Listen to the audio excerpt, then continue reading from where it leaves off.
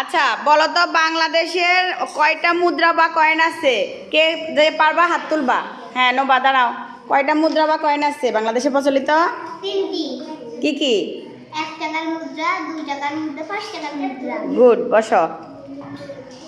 আর কয়টি কাগজের নোট আছে বর্তমানে বাংলাদেশে, কে পারবা? নুজহাত দাঁড়াও।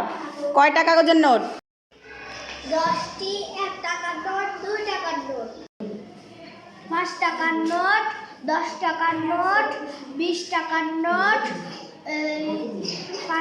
50 টাকার নোট, 100 টাকার নোট, 200 টাকার নোট, 500 টাকার নোট, 1000 টাকার নোট। গুড, হয়েছে ওর? ওকে।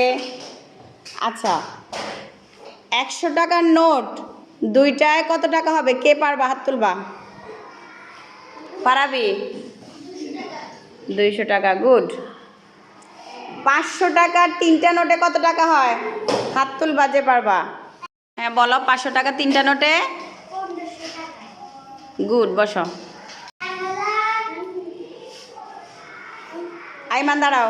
500 টাকার নোট দুইটায় কত? 1000। গুড। 20 টাকার নোট 5টা কত টাকা হয়? হাত তুলবা যে পারবা। 20 টাকার নোট 5টা।